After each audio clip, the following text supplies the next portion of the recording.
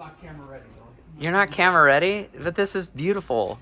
The Carole King musical. It's capital B beautiful. Capital B beautiful. We can't do this and not document the process.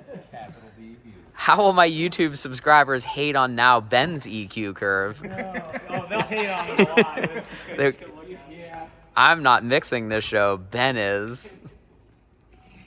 What are you doing, Mike? My PTT Superjoy from PTZ Optics. So we're setting the... Fantastic name for a PTZ controller. It gives you Superjoy while PTZ apparently. So PTT Superjoy. it's not just a clever name. First Wayne's World reference of the day. That's one of my lines. So this is the pit, or a big air quotes pit. So drums are gonna go here. Piano, we have a real grand piano, and then percussion is gonna go where our boy Ben is standing over there, and then up here is where bass and guitar are gonna go. This is pretty cool.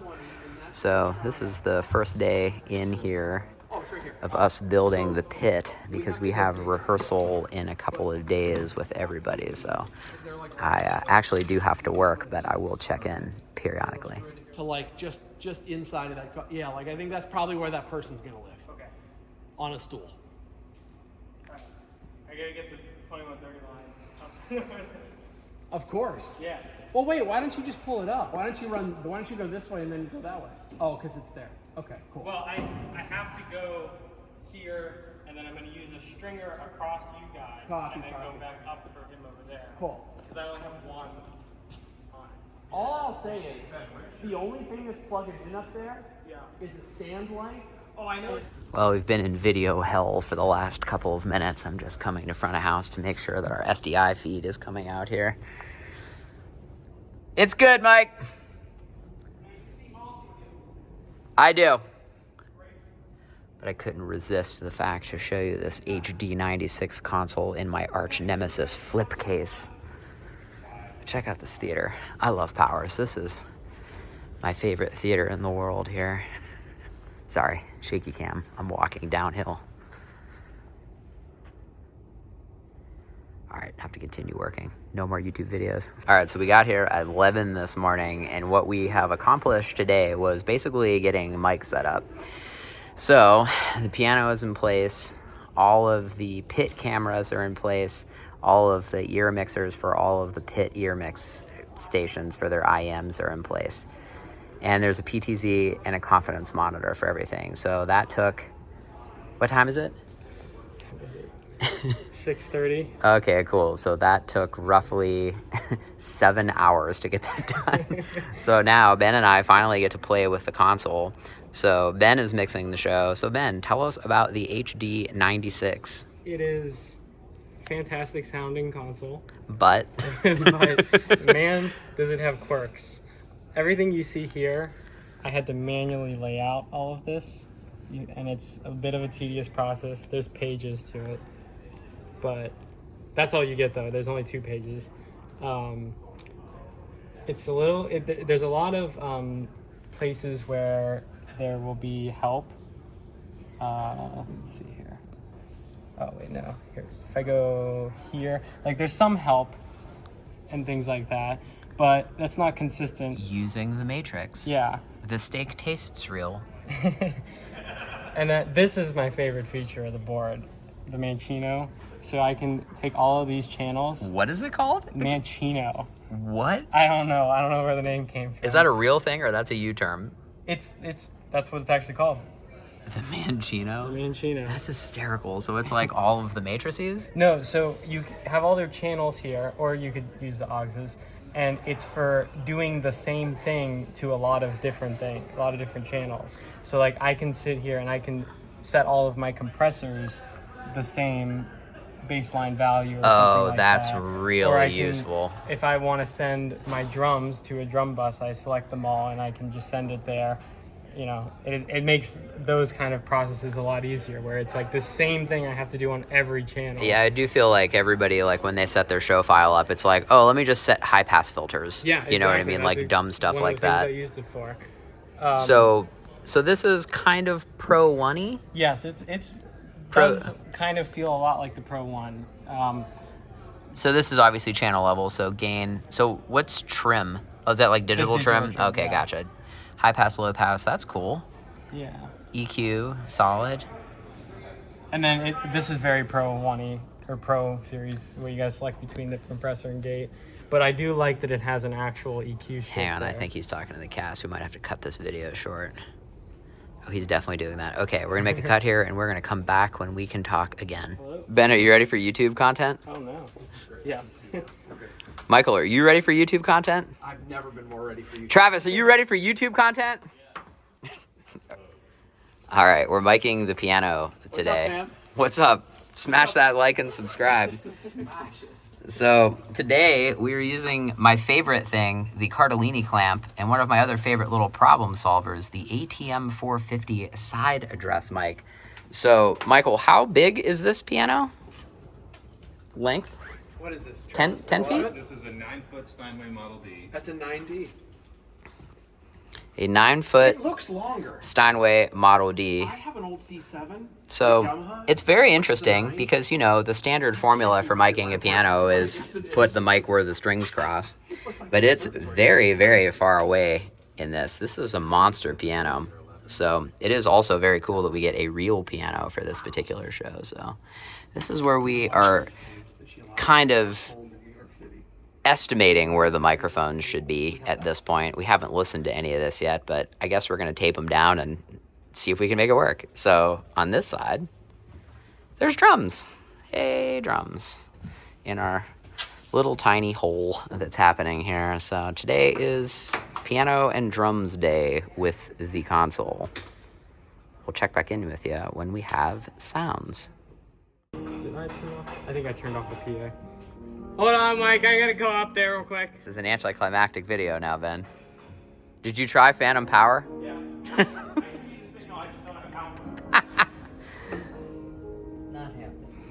All right, let's hear the HD96, Ben. There we go.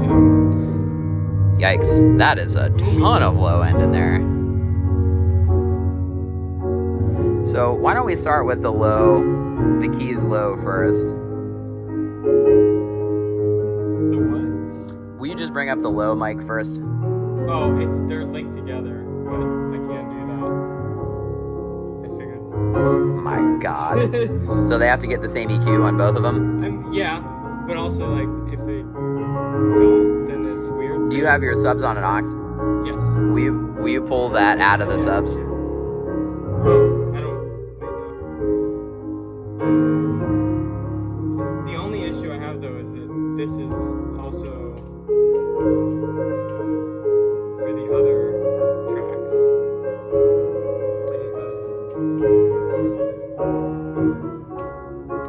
Bring your high pass filter up. Let's see what that sounds like. I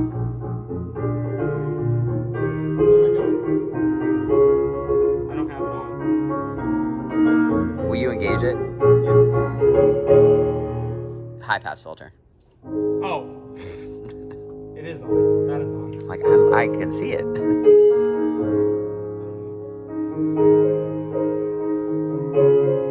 I mean, I kind of want some of that low end in there. You are, but you're gonna get a lot of drums. Yeah. So what's your high pass at? I pass. It's a 96. Okay, let's keep it at 96. I would put maybe just put your low end EQ curve as a shelf. Again, do what you want with this. But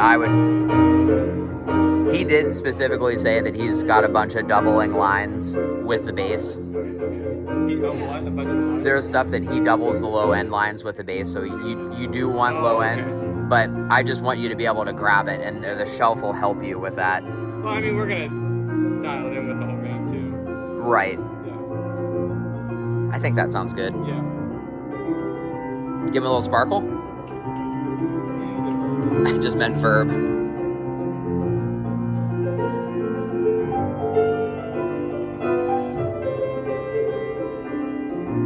That I would pull out. That's gonna be hell. That's going to be a cymbal mic at that point. That is true. I would keep the high end flat. I just meant throw some reverb on it.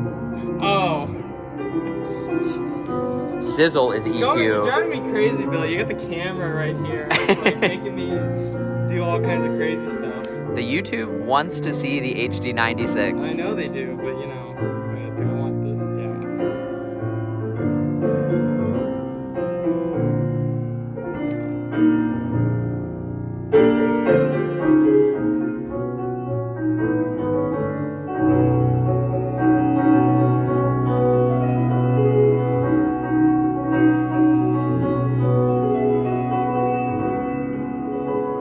Ben EQs his reverbs as you should. Oh yeah.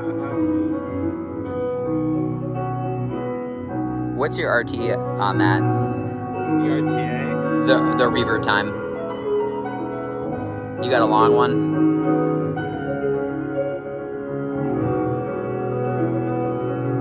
1.27. Okay, cool. And you got no pre-delay? Yeah. Killing. My man. It's like you know what you're doing. That's why you should hire Ben. All right, let's go do drums.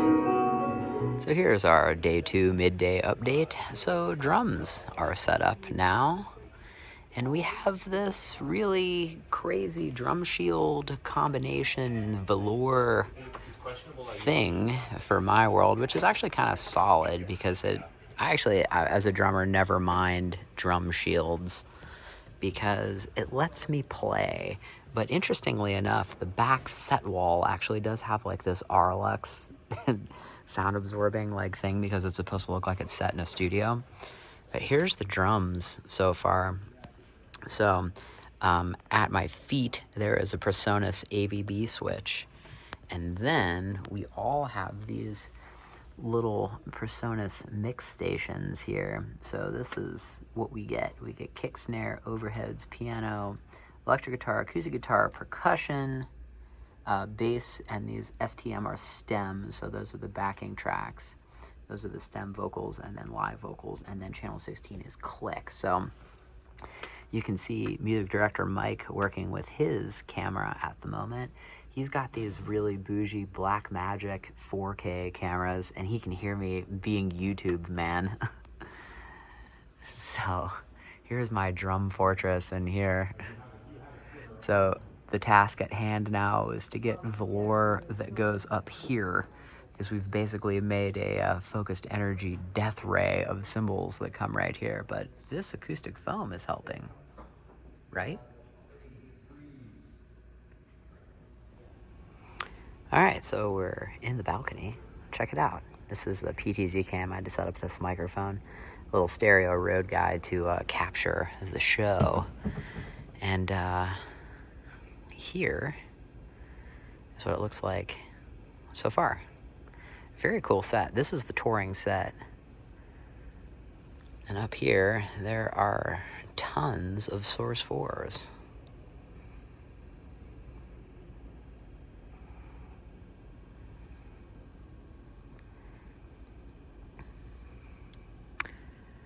And again, here, just a look at the beautiful ceiling of Powers. I love this thing. Very cool. Mike, look, it's the HD96. The pinnacle of graphics and sound. The official slogan? No, that's from Homestar Runner. Behold the 386. The pinnacle of graphics and sound. You've got to find a macro for this. That's quick. Oh, once you assign it, you're good. So we did virtual sound check. Ben is insisted upon using Reaper. Yes. In a fit of rage, else we could only use Reaper. And now we are going to play back. So all of YouTube can judge your EQ curves, Ben. Good.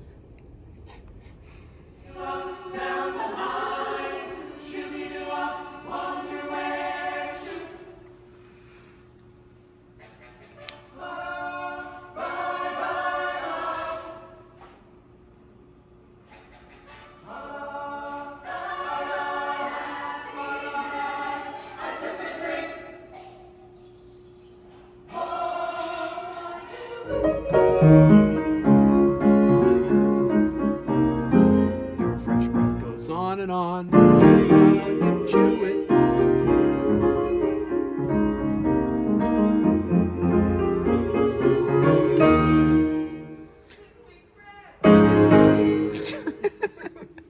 It's like somebody will leave me hanging. Somebody will catch it.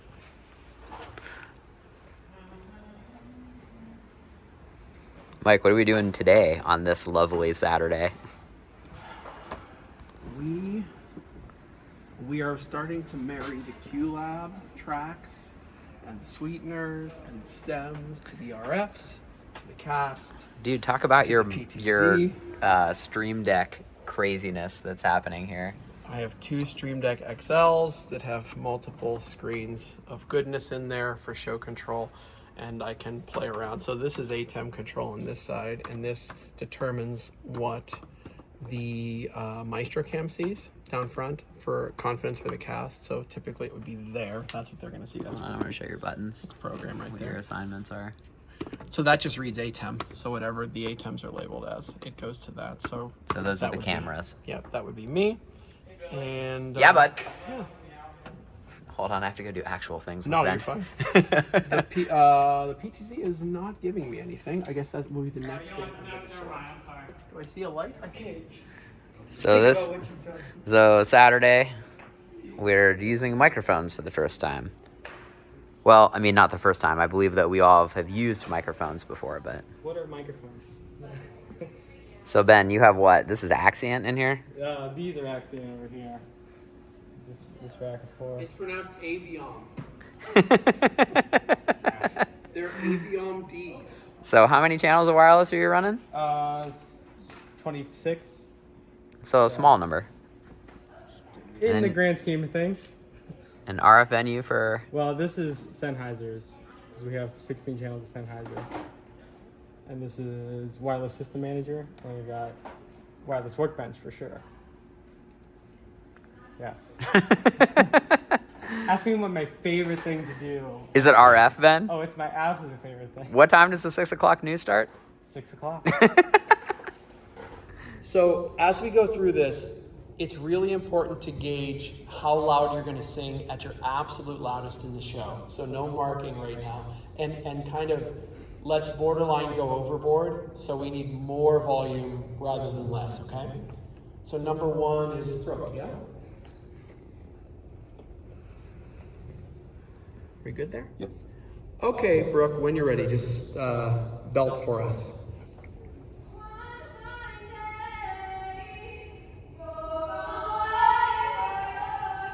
Okay, let's I have this. I don't know why that was in there. just hold for 1 second. Just to be clear, they're not in any aux sends, right? Beyond our ears. No. Nothing going to the fold backs. None of that. Okay, cool. Hop in and start doing some frequency hacking for me, please. And something happens to me that's some kind of wonderful. Anytime a little world is blue, I'd get him out of the comp first. I just have to look at you, and everything seems to be some kind of wonderful. Do we need to gain that down? I can't express this feeling of tenderness. There's so much We're pulling like 20 off on the comp right now. but the words don't come my way. In your embrace, this world is a happy place, and something happens to me that's some kind of wonderful, wonderful, wonderful. They say the neon lights are bright on Broadway. They say there's always magic in the air. I think we're pretty close. Can you give us one more, like an ending belt? Just make sure we're good on it. I know I can't express this feeling. Feel good about it? Yeah, it's slamming him. Think it's a little too close? So much I wanna say. I mean, Ben's gonna have to. That's do that. good. Ben's gonna have to do that to taste. No, I know. But Okay. No Donnie. Maureen, you're next. Genie.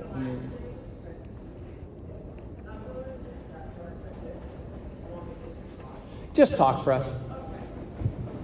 She's just a speaker. Times Square. Wait, if there were only two places on earth, hell and Times Square, the nice people, they would live in hell. Oh, you're on the wrong. It's just not a proper place for a 16-year-old girl. You know what, Carole? I'm so sick of you. You know, girl, just be a teacher.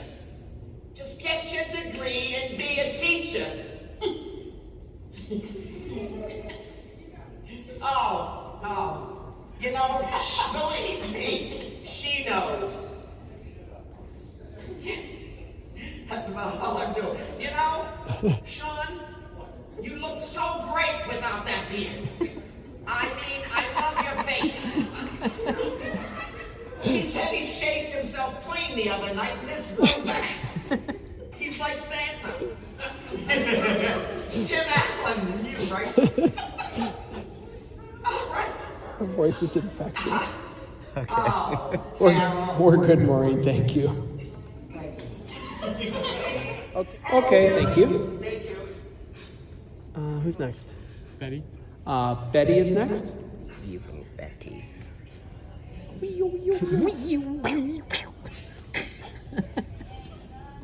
He then killed the dog.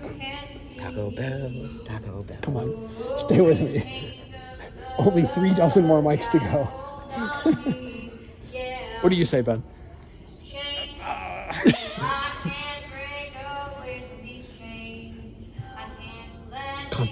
Content. Everything is content. Not landscape.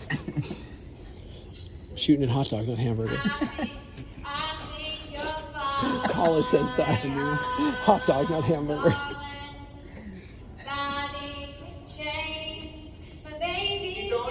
Yes, please. Thank you. This is why we push the PA as far as we could, because even with all the mics up, there's no feedback. Is that why I wanted it in And here? this is where the EQ helps, because you can get like 2 body mics in there good. You can't get 8. Do you want to maybe say that to my YouTube comment section? It is the only way this works. Because frequency build, it's still gonna. Oh, yeah. All with every one of these high passes, we're still gonna have 200 to death when they're all on. It's gonna gather, you know.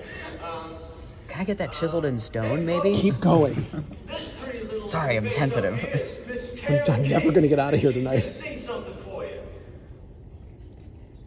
Keep going, please. Keep going? Okay. Hey, folks, welcome.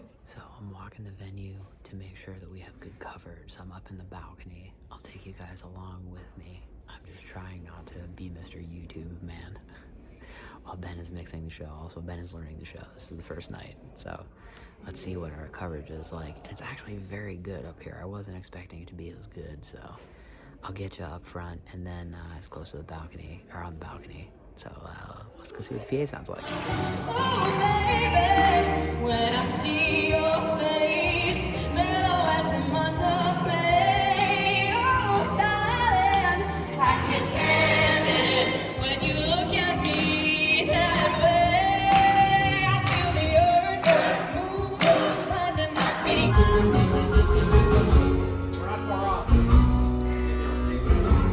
This is a virtual sound check. This is our rehearsal that we just played with just the band. So we're now judging Ben's mix. No pressure.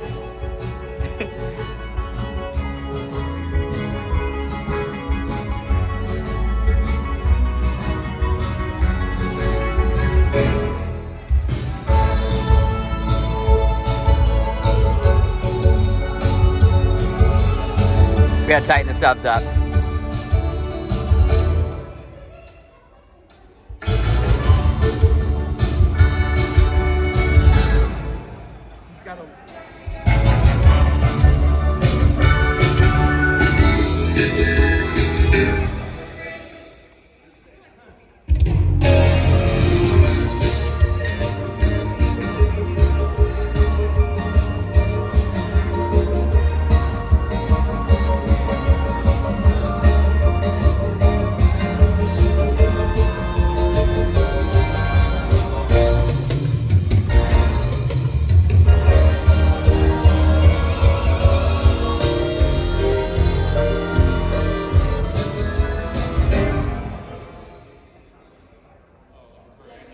I just remember the word. There it is.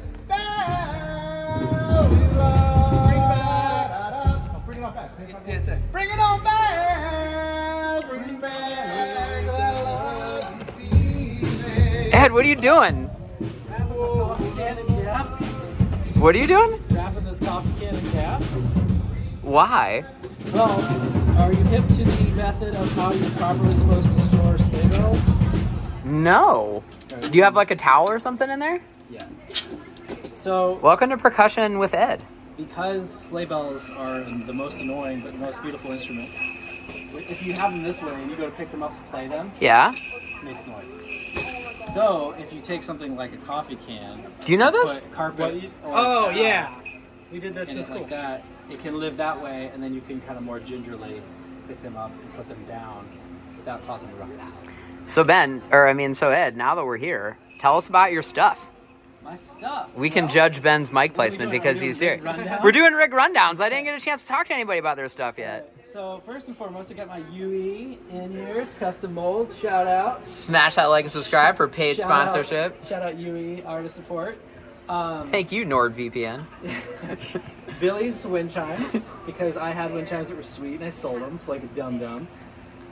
These I've had probably the longest percussion instrument I've owned. Matador bongos I got when I was like 15.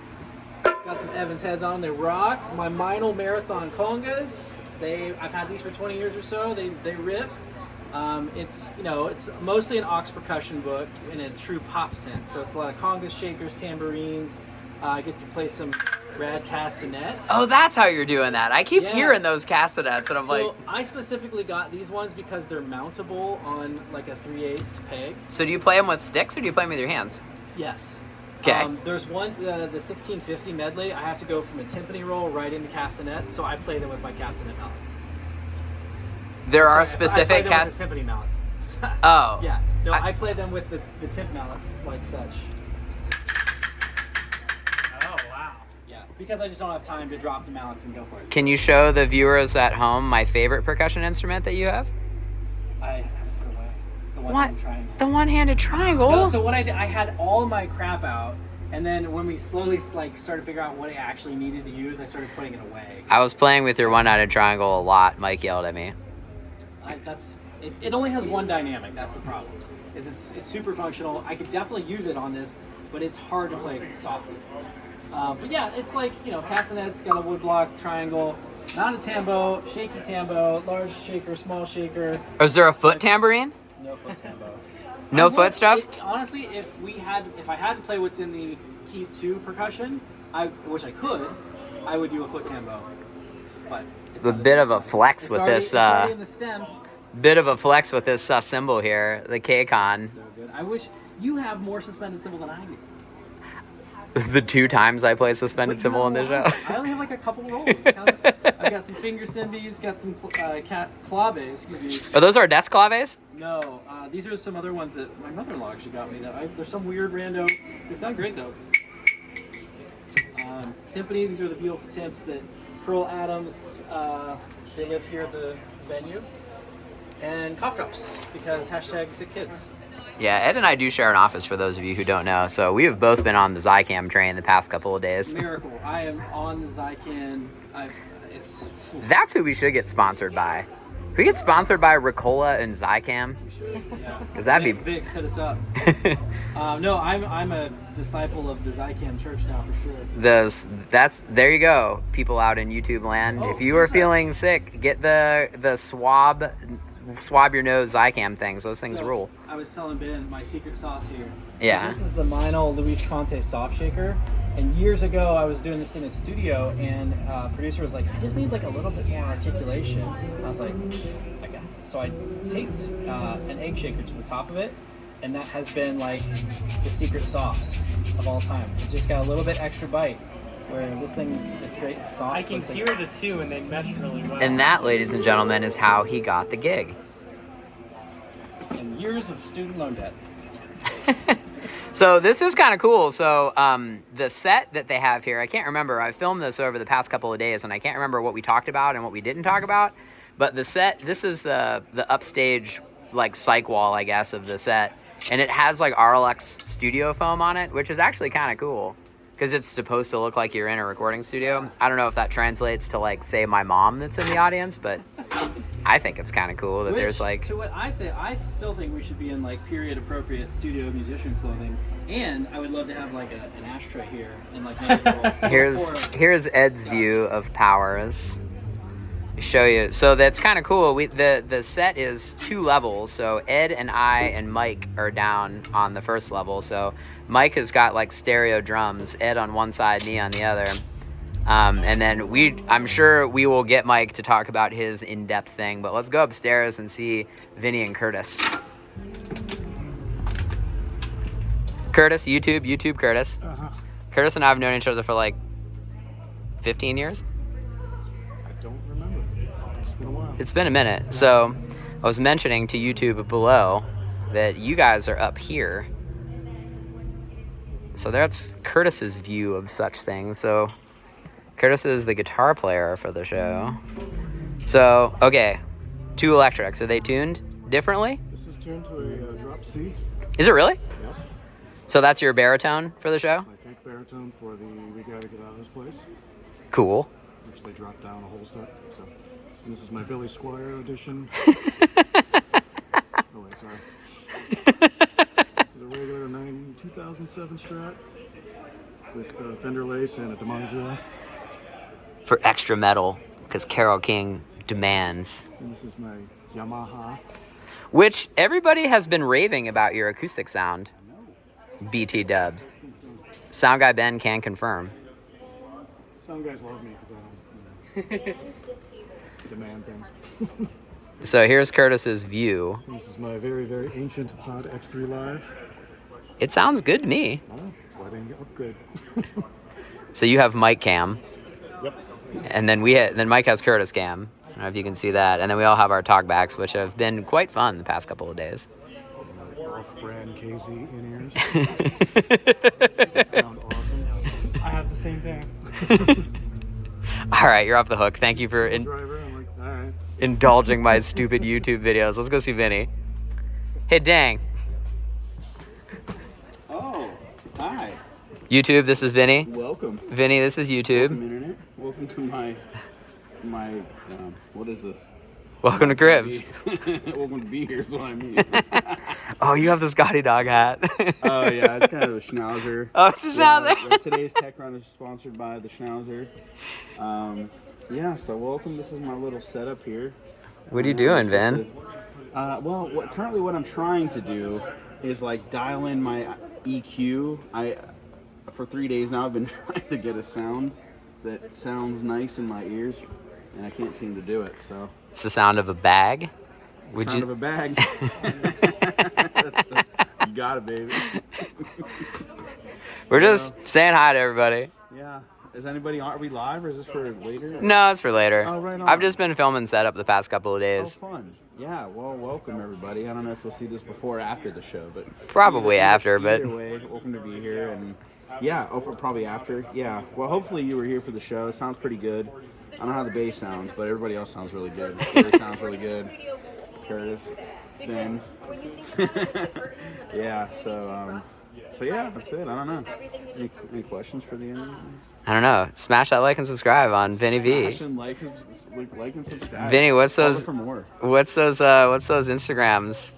Oh. Where can the people find you? At Vinny Vivacqua, I think. I'll leave it in the description.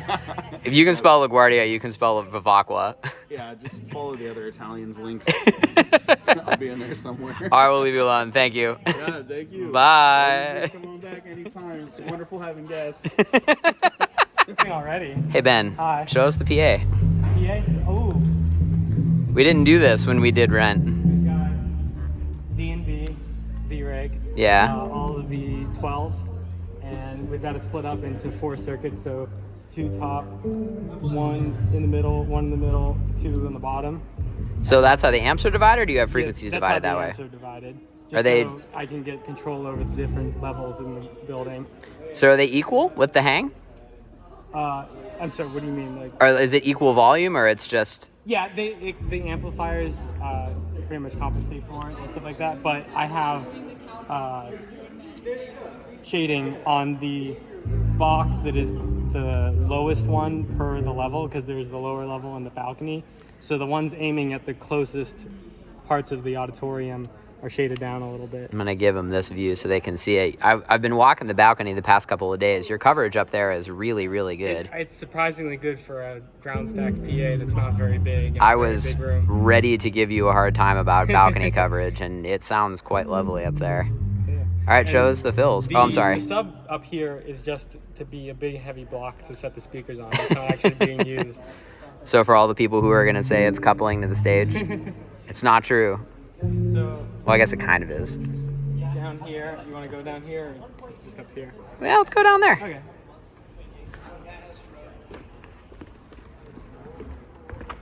Oh, this is, I guess when we talk about Mike's system, we'll talk about this. So this is a confidence monitor. So this is so that the cast can see him, because he's obviously the music director for the show. So this allows him to deal with like the cutoffs and things like that. So we all have screens with Mike on him or on them so that you can, well, you know, get your cutoffs right. Cool. Oh, the VRX Yeah, cabinet, my favorite thing. We have VRX for fun fills, but if you hack them out like I did, it's fine. Don't let my comment section hear that you had a hacked up EQ. Well, I'll show you if you want me to. J subs, 2 here, and then 2 on each side, spaced out, delay arced a bit. So you have what, 618s for this show? Yep. 618s. Not really a super low indie. indie. Subs built in the box, but you know, depends on the room a little bit. Well, let's go see the HD96. Cool. All right, Ben. Hi. HD96, the coveted console that I feel like some people think doesn't exist, but you could buy on Reverb, but doesn't really exist. I've had a very love-hate relationship with it so far. There are things about it that are really great and things about it that are really strange. The biggest strange thing is, for some reason, I don't know if this is a bug or me doing something wrong, but if I'm using matrices to drive the PA, I can't use the EQ or the compression or anything on the main left-right bus. So I don't know why. Like, I can turn them on and they just don't work. Interesting. Yeah. So I guess let's start with, how many channels are you running? For the show, 65. That's not as many as I thought. I thought you'd be in the 70s for sure. Oh wait, maybe I am. Hold on. Let me look at my input list. Hold on. Look at Ben's foldy phone that we've all been pseudo jealous of. No, we're at 69. Nice. Right. All right. So where are you at right now? Okay, so I've got. So this is band stuff. Yes. So these are all custom pop groups that I've had to create and set up and lay out on the buttons here. So I've got all the band inputs on these two. Okay. Stuff like that. So let's see what you got here. So this is just the end of the band stuff. Yeah. So we got, these are what are tracks, all of these 5 sound effects, and then the click, which I don't need, and the audience microphones. For recording. Yeah, and then this is basically all of the actual live band. Okay, so you've got kick, snare, hat, tom 1, tom 2. Gotcha. Snare bottom. all the way over here because I had to. Yeah, I mean, percussion, timpani, these are pretty awesome. This all sounds really nice. It's doing a fantastic job. You'll see the lights changing. Let's see here. I've got pop group for my scenes. So as I go through the show, I get the different microphones that are for that scene. Don't bring it up till the third verse of your scene. Let's see, I got all my VCAs for the band. And that's about the most interesting things I've got going on here. So I guess real quick, how do you go from scene to scene? So do you have actors? You have actors that are programmed for each scene, yeah, so it's each scene I have this pop group changing what it has assigned to it, and I'm just hitting the next scene button and cycling through. And that brings you up everybody in that scene. Yeah. So like right now I'm on Act 1, Scene 6. Oh, cool. Yeah. I think we should probably make a separate video just on this, because I have been enjoying the HD96, and I feel like this video that I'm making now is already like an hour long. Probably. It's been a lot of stuff. So. I am using quite a bit of the dynamic EQs. Oh, cool. And they're pretty cool. They're pull one up. You know that. Everyone loves that song. There you Oh, go. sick. It looks like the Pro 1 or the Pro Series consoles. Oh, I haven't used them on there. It looks the same. Yeah. The only weird thing is, if you don't know, you have to hit this below button. It's on by default, but you have to turn it off to get it to be like a normal. It's gonna compress that frequency when it. 139. goes Interesting. above. Yeah. Otherwise, it's like an upwards compressor or something. I don't know. An expander? It does weird things. No, it's like I don't think it's an expander. It's strange. Either way, it's weird. But yeah, I got that. I got the effects track. I'm not even touching the capability. I mean, look, I'm at 15 out of 24 Carole, just available before and she 92 out of 128 available on the dynamics. trouble. That's cool. So I'd rather say Yeah. this. You can Um, start it. I don't know what else to say.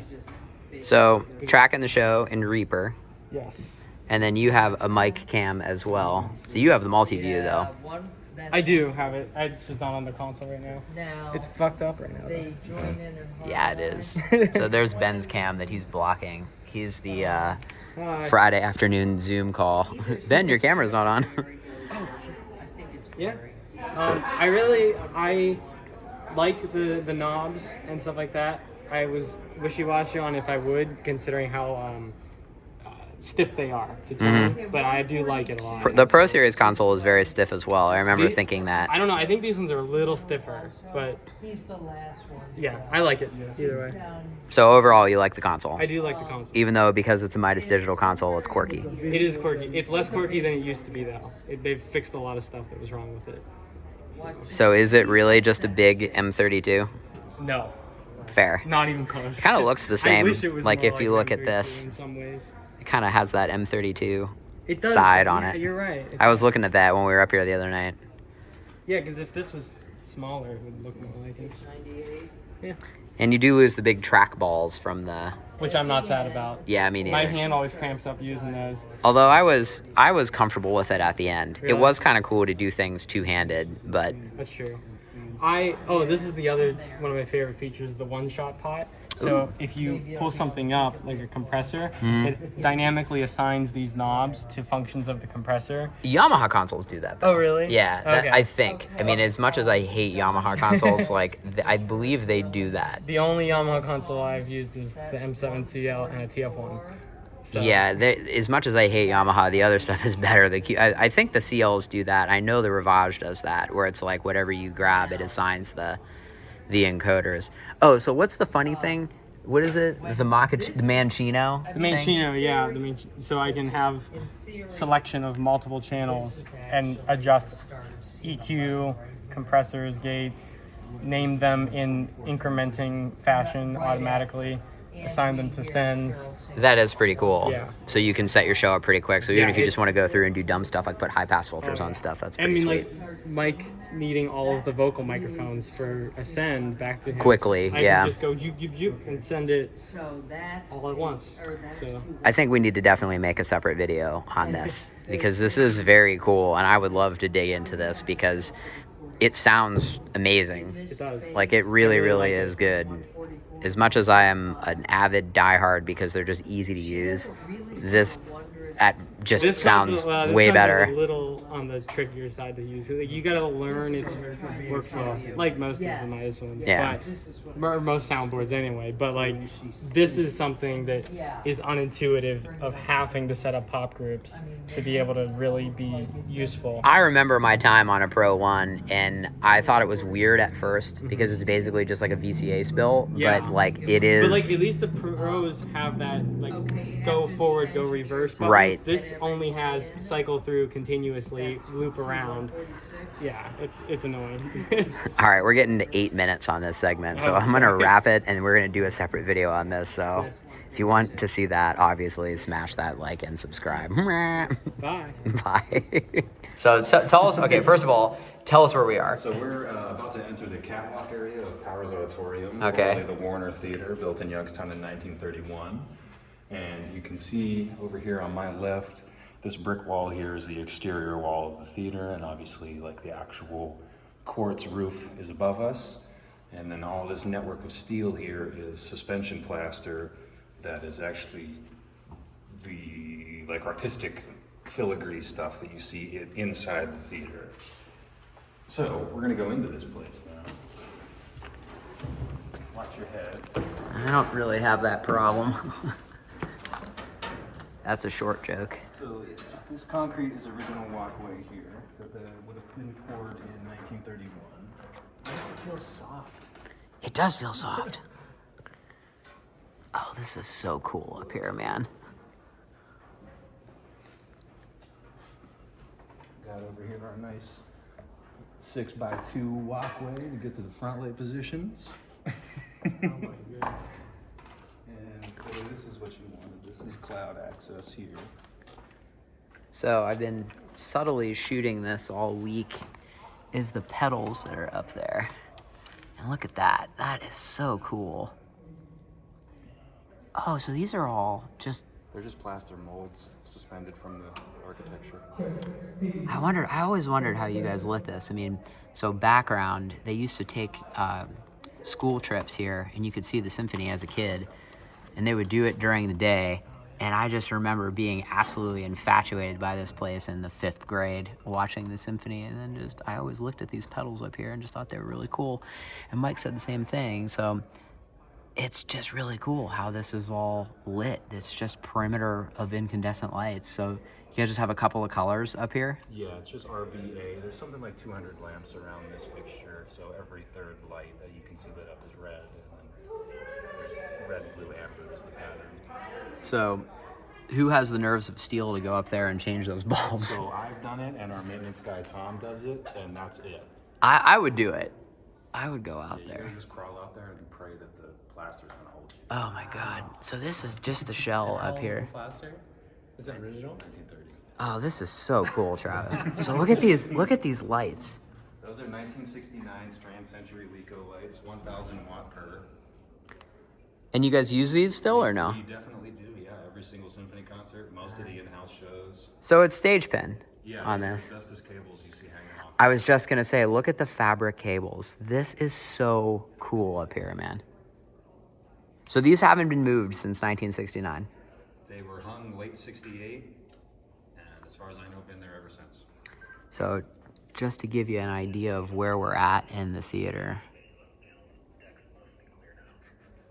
You got it. I'm in the catwalk with half the orchestra band. This is so cool. All right. Yeah, those trusses are insane. Look at this HVAC up here. This is insane. So yeah, Ed, where you and I are standing, that's the only original pour in this corner of the room. Because so like obviously in the 30s, there was no need for front light. We're in a movie theater, Right. so that didn't exist.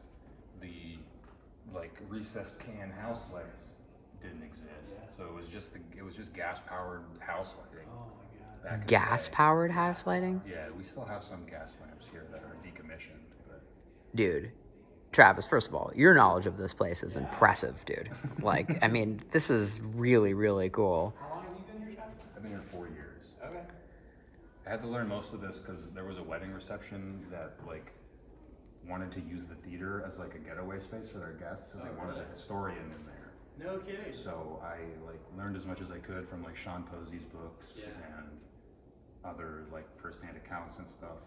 So there are books written about the theater. Yeah, there's a guy around here from the Youngstown area named Sean Posey who is a theatrical historian, and he has a few books. So there's one book called The Lost Theaters of the Mahoning Valley. It's about a 30-page chapter on the Warner Theater. Interesting.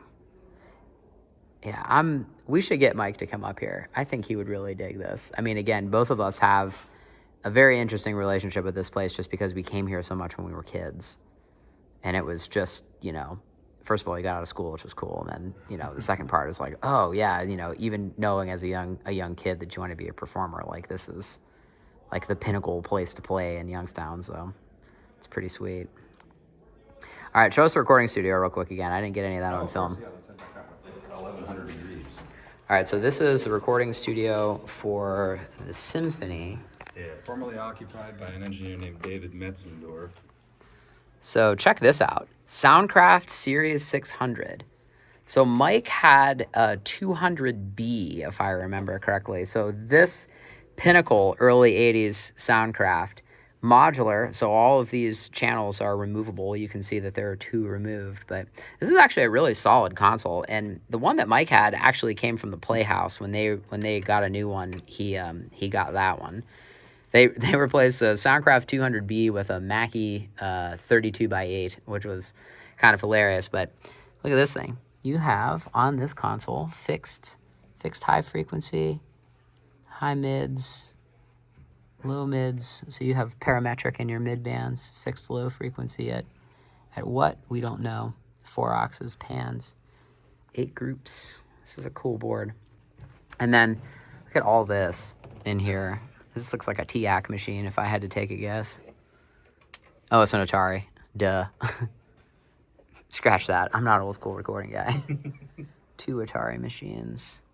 Look at these racks with Bantam patch bays. Those Ataris used to live in those racks over there. Look at these Bantam patch bays in here. This is cool. So let's see. Program left, program right.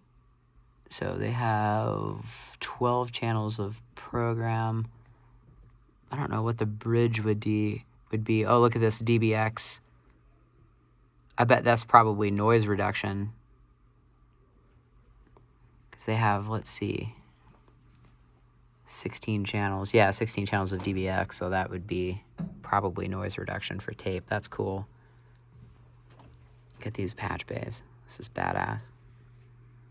Looks like we took the DBX out of here. Look at this, the Behringer Ultra Curve. This was, you know what this is?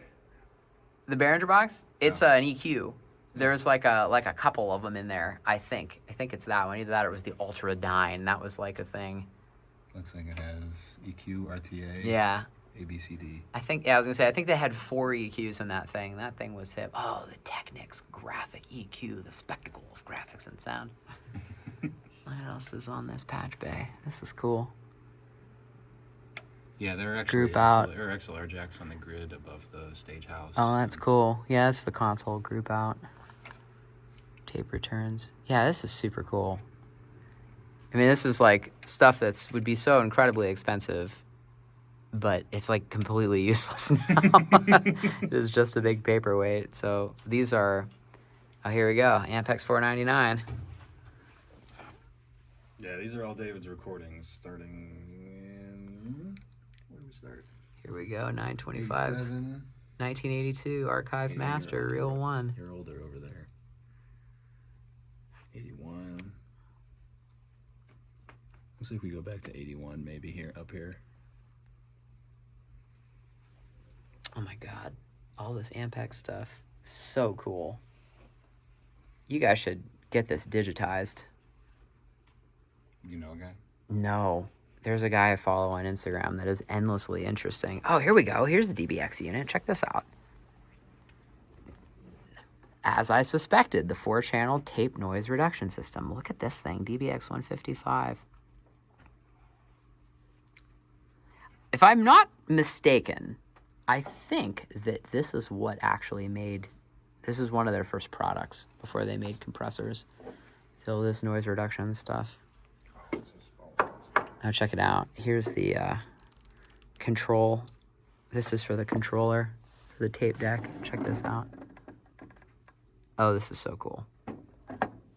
Mike needs to come up here. He would love this. Mike could make it this far. Yeah. Oh yeah, for sure. We got to goad him into coming up. I mean, he could like go up through the regular auditorium. So the other thing that was cool is look at the acoustic treatment on the walls. This is Sun Recording Studio situation here. And then there's the window to get outside. That's really, really cool. And a coffee maker. So, you know, nothing's changed in audio world. Got some cool mod furniture. Look at this. This is so sweet. Well, I was going to cut the video there with a cool outside view, but Ed found a piece of history. Check this out. Electro Voice. Your finest choice. I wonder what year this thing is from. Is there anything in there, or is it just a box? Does it say what mic model it is? For an Electro Voice for RE10 and RE15 microphones. Oh, okay. An RE10 is a little radio microphone. It looks... A little handheld, the Cronkite one, right? Yep. there was a theater that we were recording at in New York. I did a big band recording in there, and I found one of those and used it as my crush mic on the drum kit. And there were a lot of people who were like, "Oh, the RE10." So there were a lot of people that used those as a kick drum mic back in the day too. Punk records used it as a kick drum mic. Oh, hold on, let's show the YouTubes. Look at this. This is cool. That's the frequency curve. It says it's flat. Dotted line shows the effective ear interference from reflected floor wave. That's cool. Backbone audience mic, the RE10 and RE15. Oh, that's right. It has the little vents in here for ejection. That's right. I remember this microphone now.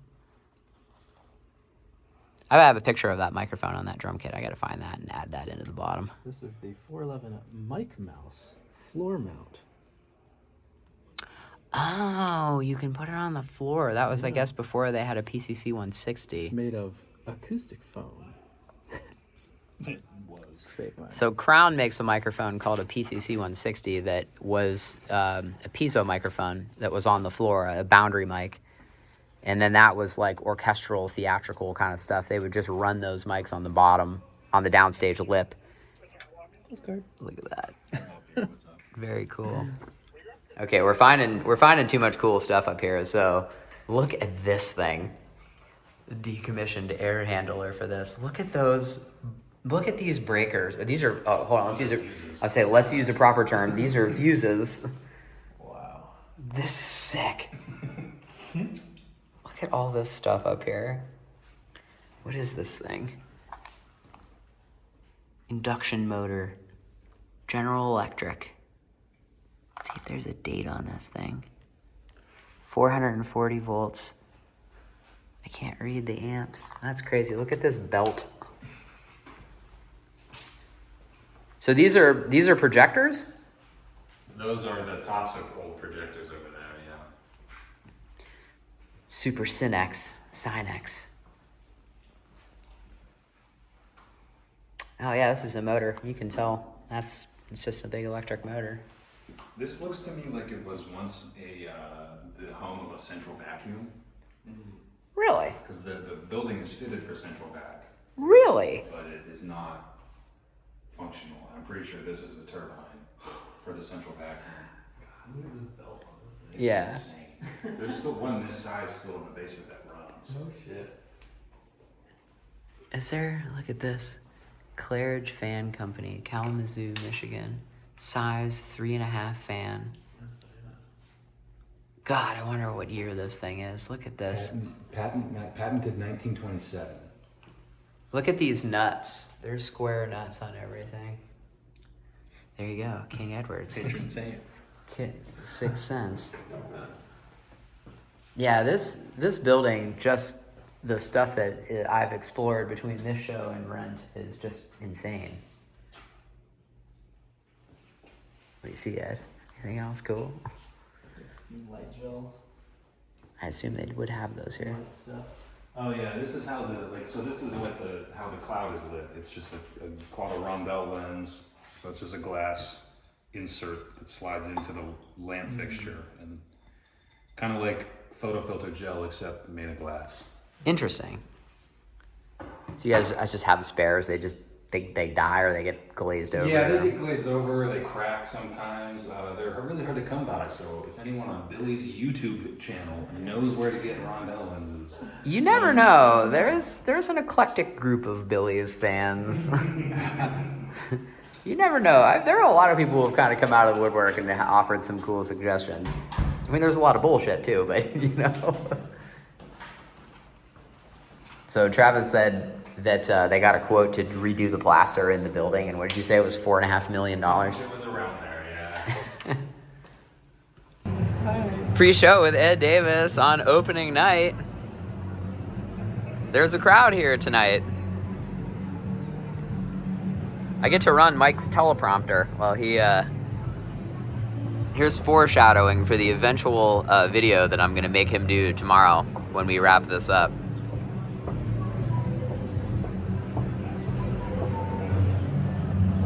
That is very hard to hear how much beat you should have there.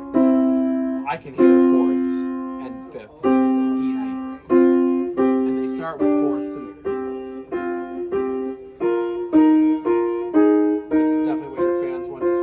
you ready? Are you ready for content? Discussing Some real- microtonality and partials and overtones when stretch tuning a grand piano. Discussing temperaments, equaled versus the well-tempered temperament. All right, so tell us about the spaceship Moritz that you have Pay here. me way more to get me to talk on camera. I don't know how to help you. Okay, use your pseudonym so that Wait till we get some lights on. what you don't want to hear. Wait till the lights come on. You don't want to see my grainy iPhone footage. It's Here. But that's gonna be better. That's like a proof of life hostage video. Can we actually get light to do this? Yeah, we're gonna ask Travis to turn on the house lights. That'll help us. Because that would be cool. All right, stand by for more content. All right, Mike, are you ready? I can lead you through. I can lead you through. Okay. Now, the last video we did with this was quite popular. Your content video? My content video with Rent. Well, this video is far nerdier, so. So tell us how this ridiculous thing has evolved. So. And by ridiculous, I mean cool. I brought way more home. So essentially, this is right now. I'm working from. We have a 5-piece rhythm section here, but we also have stems that I put together in the city. So I pre-recorded a bunch of the studio players in New York up against a click, and I also added in like guide words, me saying stop, vamp, things like that. Exported all of that in Nuendo into 12 channels to fit on. We'll go in the back, but I have 2 of those Play Audio 12Us that are 12 XLR outs in dual redundancy. So we're running 2 laptops in sync with QLab connected via OSC and a go button. This is just a monitor for computer A for QLab, which is that computer over there. I've got a Stream Deck set up here that's powered by a Raspberry Pi with a PoE hat in the back. Okay, let's slow down for 1 second Okay. because I feel like even I am starting to The nerds will understand. my brain is spinning with this. So Are your eyes glossing over? let's do dumb stuff first. Sure. So how about we do this? So this is a real piano. Yep. Which earlier in the video we did show miking. So your charts. So Charts are on an iPad. okay. It's PDF on an iPad. You have foot Plain and foot simple. control or you're swiping the page. I have a foot controller, but I hate Bluetooth, and of course that's the thing that's foiled me, and I can't get that stupid thing to pair. Do better, Blue Parrot. So yeah, no, and honestly, as a piano player, it's just easier to touch it. I've grown used to it. So yep, let's it's all in talk there. before we start to get into cues and stuff. So let's talk monitoring for the pit. Sure. So your God mic. So I mean, it's the same PreSonus setup as before. I have a 32R stage box on the side that hits a 3-way split at house, and there's no monitor console over there at all. And we hit an AVB switch. It comes over here, hits another AVB switch, and we use the AVB switches. They're PoE as well. So fully qualified AVB PoE switches that hit these PreSonus EarMix 16Ms. Everyone is listening to the same AVB talkers, but we have the ability to give every different person their own set of monitor level mixes if they want to as well.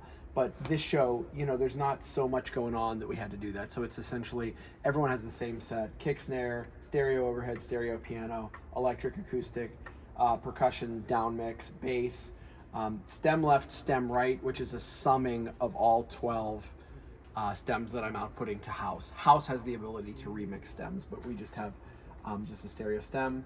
I always keep one extra open for us on lucky number 13.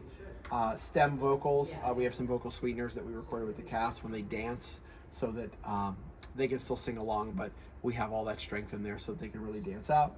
The live vocals, which is a front of house aux send post fader, so that whatever Ben is doing front of house vocally, we'll be able to hear his mix, which also helps me if we get into a situation where one of the mics goes down. I can hear that in the ears. I'm hearing exactly what he's doing, and I can adjust the band levels accordingly. And then click and shouts. So click, in my stems that I prepared, channel 12 is clicks, guides, shouts, anything utility based. And also in here, we have mics at every band station, and we have a mic on the front of house desk and the monitor in monitor world, and they're all switched. So everybody, if we get into trouble, you just hop in and talk, and everyone can hear me counting things off, adjusting things, making last minute moves on the fly, and also just warning people when the next song is coming up and things like that. It's good for communicating. That's all stems. So let's talk playback. Playback. Okay, so playback, I'll show you the racks in a minute, but essentially you're looking at my QLab file right now. QLab is kind of the Broadway industry standard. It does everything. This show, we're just scratching the surface with it. It speaks all the protocols. You can do ArtNet, you can do streaming ACN, you can do DMX, you can do OSC. It speaks everything. So let's talk about the show. So you've got it. Obviously, this is in show order. Yeah. So this is every sound effect, all the background vocals, the clicks, all that kind of stuff. So talk about your Stream Deck and what you're doing. Well, we should go back for a second. So the way I use QLab is QLab, when you run the Pro Audio license, you have the ability. It can work with interleaved multi-channel wave files of any count. So when I make my sweeteners, I'll exploit either like a 12.1.4 or a 9.1.4, depending on how many multi-track channels I need. I will export into that and build a multi-channel wave file. So every song is one wave file. It's not, oh, I need the click and oh, this isn't matching up, and I don't trigger everything to run at the same time. That's when you get into trouble. We're like, oh, this file was corrupted or this was that. Now, when you drop that wave filing for a song, everything's in there. The clicks on 12, everyone is where they belong, and it just plays the file where it is, so you never fall out of sync. And it's also good for when you do like changes. When you do a re-export, you just drop it right back in, and everything is where it belongs. And then also, I can show you if I go into edit mode, we have the ability in QLab. So like, you see, these are trim levels. So like, if front of house is like, hey, I'm summing your stems and I don't quite, your horns are a little hot, you can just make those adjustments on the granular level of song to song, cue to cue, sort of a thing. So that's that. That's QLab.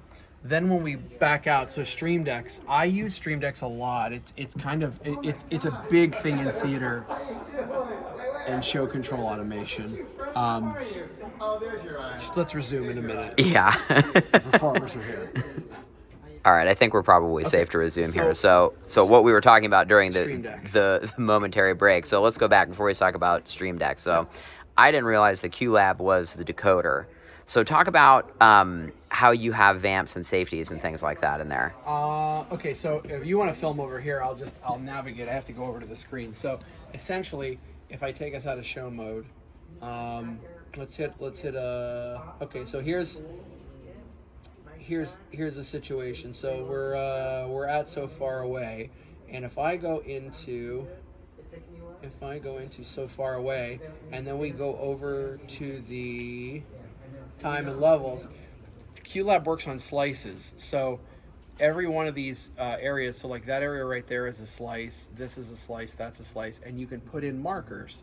And the numbers are how many times I want it to play it. So it plays in linear order. So I'm actually skipping the first 4 counts because I don't need a count in on this. I actually trigger this once we're in the song. Mm-hmm. We play it live. But then you see over here where it says 0, that's a cut I made. I cut that because we didn't need it. That's music we don't need. So then it jumps on. Then you see this infinity loop here.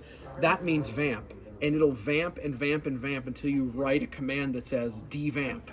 And when you hit devamp, it finishes where it's at in that queue and then continues on. Oh, that's cool. So if you look up into the playlist, so essentially we're playing So Far Away, the next queue is devamp So Far Away, and it plays. And then also I have something where when I hit the devamp queue, I run another queue simultaneously as a child queue, essentially, so that when I hit devamp So Far Away, it devamps So Far Away and it plays Go On, which is just Siri saying go on. Yeah. So everybody in the band, you don't even really have to watch me. You'll hear the cue as well as it happens. So everything just kind of works in autopilot. It is very weird for me on this show that I find myself, this is the least I've ever watched you on a show. It really, like, the cameras are for if we really get into trouble or just to make sure that everyone's there, things like that. Like, this is a very beautiful security blanket. I mean, just as not a tech person on this show, but as a drummer. It's studio work. Yeah. It starts to feel like studio work. Well, it really does. It feels like that. It feels like we're just doing a session and they're just, happen to be people here. So the Stream Deck, so So Stream Decks, the Stream Decks have like two applications. There's like people who use them on like Twitch and streaming, and then there's a bunch of like theater professionals who use them. So Raspberry Pi is the host for that? Well, we should talk about that. So I do not use native Stream Deck software. No people in theater do. There's open source software from a company called BitFocus, and it's a server that you can create virtual Stream Decks on and also do different integrations within Stream Deck. The native Stream Deck software has gotten better, but like you can't run it headless. There's like a lot of things. Okay, so when you say headless, what does that mean? You can't, you need a computer open and you need to get into the graphical user interface. The way this one works is when you run BitFocus Companion, it's a web server that hosts Stream Decks, and you can create these, they call them connections. And like, for example, I added a connection to ATEM, which is my switcher. I added a connection to Canon PTZ Visca protocol, which is the camera control protocol. I added a connection to QLab OSC. And every one of those, once you connect those to Companion, you can then assign buttons to all of those different like SDKs or APIs and write scripts and get feedback from every application, and it's not getting it from the same computer. So these two Stream Decks, I'm a code person, so these two Stream Decks are plugged into a Raspberry Pi over there that runs BitFocus, and that Raspberry Pi runs totally headless. It's on a PoE hat, so it doesn't even need power. You give it the Ethernet, and it runs this software, right?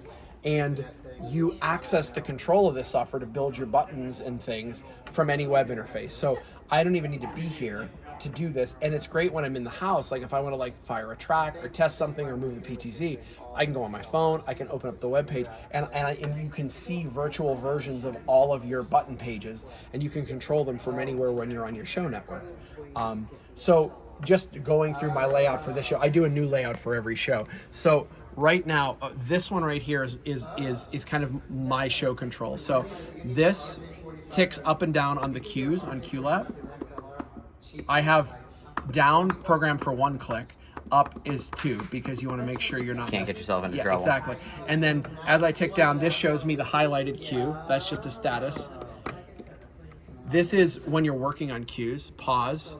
This is master pause. This is escape stop, which essentially like fades a cue. I'll trigger a cue to show you what the others do. So I'm triggering a cue right now. This shows you what's playing right here and how much is left on it. You see? That's the stop button. So this is over here, this is how I control the music in the band. This takes me from show mode into edit mode in QLab if I need to make an adjustment. And now this is the beauty of like Stream Deck. Now we're getting out of QLab control. These are presets I've programmed into the PTZ, so when I need to see an actor, like I can program in a specific location for the PTZ and it'll focus the PTZ towards them. I think we need to come back in a minute. Okay, so on this side, a few things over here. This side of the Stream Deck, and just to be clear, you can swap pages. I can put this show over here. Like you can do whatever you want, but this is just like how I like to run the show. So over here, these are connections to my ATEM switcher. I have a Blackmagic ATEM switcher that shows me this multi-channel video here. So over here, this is Billy's camera, percussion, stage manager, the audio mixer, me, the guitarist, the bass player, and then our PTZ out front. And this shows me what the cast will see down. Oh no, that shows me what the cast sees down front. So they're now watching me on conductor cam at the moment. And this essentially these are just switcher keys. So as I switch them, it'll show you up there. You know, I'm just switching what shows up on the Maestro cam down front for people. So I don't need to get into the rack and monkey with things. And then I also have a trigger set here to trigger the recorder for the ATEM? Yeah, the recorder for the ATEM. And then I also have 2 PNGs in there for the curtain speech for prompting down front. That's my switcher debut. Yeah, exactly. I control that for Mike. I'd press one button one time. I think we should probably go back to the rack now, yeah? Yeah. Okay, cool. So let's work our way back to the rack here. Okay, so back here, I've got old school Clearcom phone. when you're wearing in-ears, you wouldn't realize it's really hard to like double earphone thing. So I always keep this around because then I can just like force it over my ear and here and then get off of it. This is the emergency phone. So that lives there. I think it's a disservice that it's black. It should be a red phone. It should be a red phone. Okay, so come on over here. I'll show you more. So this is a PTZ Optics PTT Superjoy. Hilarious name, great PTZ controller. This is how I can control. The first rev was just Joy. Yes, This is Rev 2 and it is Superjoy. Superjoy. Yes. It's a power over Ethernet powered PTZ controller. I've noticed a recurring theme with your setup. PoE? PoE. Yeah, it's a big deal.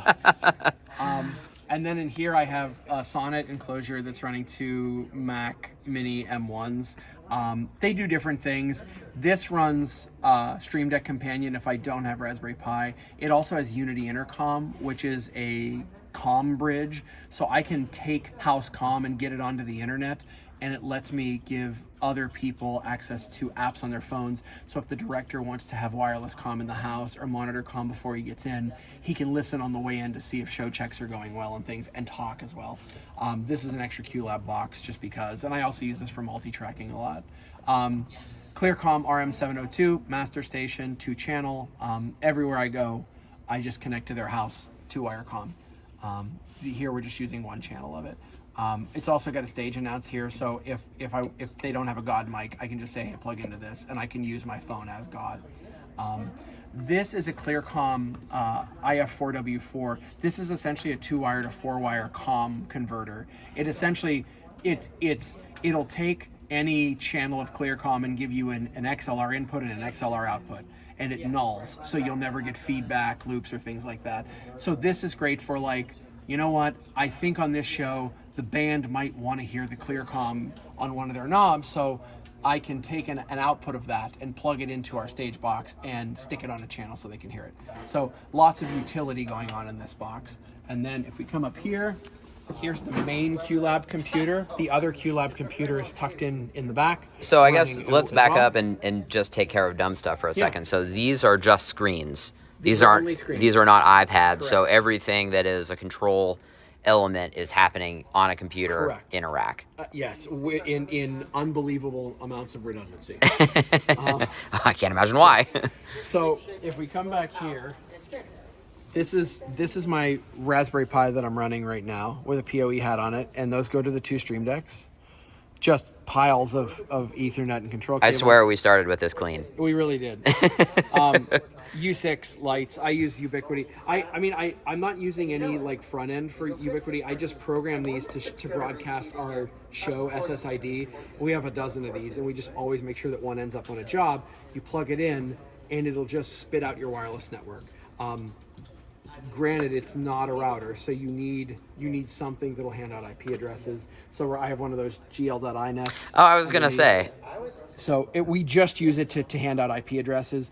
I run everything double NAT. I have no interest in seeing the other side of the router. Sure. We run everything double NAT. So it comes to us, and then we end up on a 10.0.1 network from here. And then this just gets us where we need to go. And all of our pucks are interchangeable. They all broadcast the same SSID, so we can scale and then talk to each other even without a cloud key or a UDM Pro or something like that. That's this rack. You come back to this rack.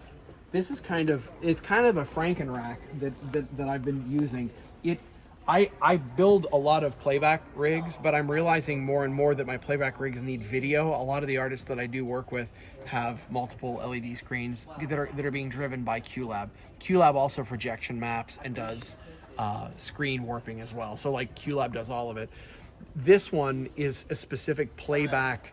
It's a double redundant playback rig for audio and for video. So I have an ATEM Mini Pro ISO up here. That's what all of our cameras are going into.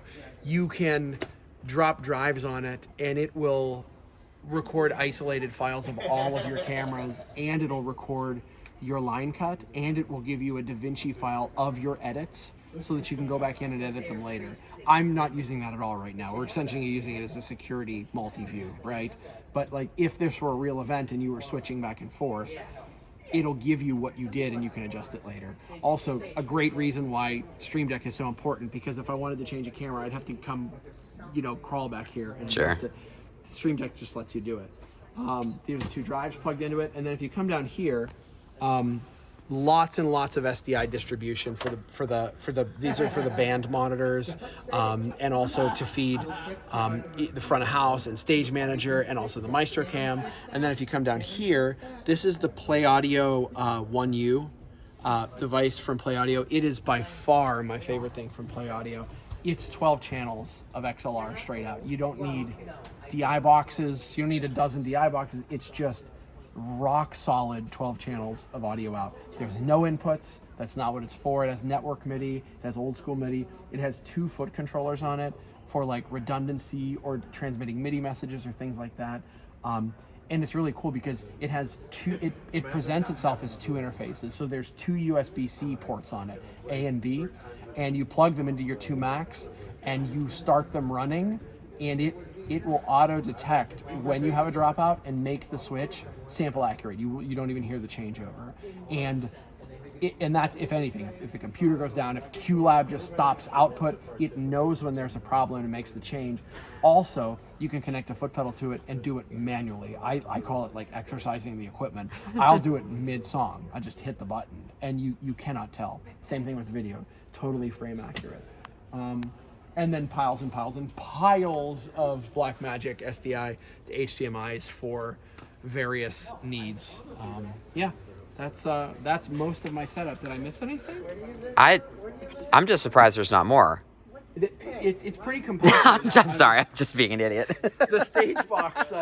You can show where the stage box is over on side stage. I was gonna say, Ben, do you want to show us RF World while we finally leave Mike alone after 20 minutes of pre-show? Go away. You're ready for the show now. Okay, bye. Just a YouTube video about the behind-the-scenes tech-wise for the show. Oh, are you gonna like type or something, or am I just gonna be? No, if you're around, you can add color if you want. All right. Hello. So Ben and Tim, tell us about RF and all of the stage, the on-stage audio for the show. Okay, so all of the audio that comes from the band and Michael and everything comes across. Where are they at? These lines that come down, and they're all W1s into a split here. I don't know if you can see that very well. So you guys are running a copper split on this it's show. just a regular split, and then all the input, the necessary inputs get split into Mike's PreSonus mixer here, so that you guys can have your mixes, and then the main output goes all the way around here, all the way over here. It keeps going. And then we get to the stage boxes. So what are these? These are DL251s? The top one's a 251 and the bottom was a 231.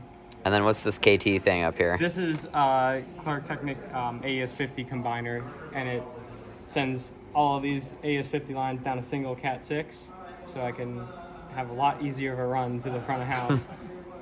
So that's about the signal flow. So in. so RF wise, what are you guys up to? Okay, so we've got 26, right? 6 active. Yes, 26 active mics. We got 4 channels of Axient for the main leads. That worked out well. Yes. There are 4 leads in the show. That is the joke. And then we've got 12 channels of QLXD. And what is this? 16 worth of.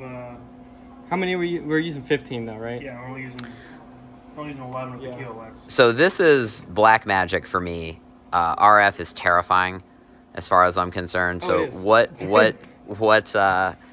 sacrifices to the gods of RF have you guys been up to? Because I haven't heard one click, crackle, or dropout over the past 2 weeks of rehearsal, and now this is day 2 of shows. So I don't know if this is like the proper thing to do, maybe, but well, whatever you're doing, it's working. Close out the port. I just kind of so we've got the whole scan there, and then You're still zoomed in a little bit. Where are we at here? So what are we looking at? So I'm trying to bring up the one frequency band, but I don't know. Anyway. TV channels. Yeah. Okay. Basically, we do a scan on the Sennheiser. I'm sorry, on the Shure, because those are all our most primary microphones. We sync them all up, get them set up, and then we run a scan on the Sennheiser software, which is over here. Also, this blue squiggly line here is where there is traffic in the frequencies. Yeah. So what can you guys do to steer around that? So you can set these. Where's the mouse? There's the mouse. On the other screen. These like red regions here. Mm-hmm. You can set blocked out areas, and you could even set like a specific frequency. Like there's this little blip right here. If I want to avoid that, I can just be like, hey, that one frequency with a little bandwidth, just avoid that. And then that way you don't interfere with any TV channels that are going out. So what happens? So I know that you can change accent channels midstream, right? So if that's only if you're using quad diversity, but we're not using quad diversity here. So can you see if something is going to be a problem and maybe say, okay, we're going to change this as soon as they hop off stage quickly? I mean, that's kind of a there is an active monitor, but it's kind of you got to wait for it to be a problem. Gotcha. For it to be a problem, you know. Sometimes they can see before they step out, but yeah, I got too many channels to watch at the same time for that to be noticeable. I was going to say, I don't know what sorcery you guys are up to, but this has been, again, running this much RF in the year of our Lord 2024. Yeah, especially across different types of PACs Yeah, and stuff like that. and there's a Can't TV fly. station that's kind of right down the road, so it's again, That's why there's so much blocked out here. there's certainly a lot of sorcery going on here. Like all this, I believe. That's local news. That's local news. Oh, really? Which is taking up a very large. Oh, there we go. I'm zooming only 3 in too channels. much.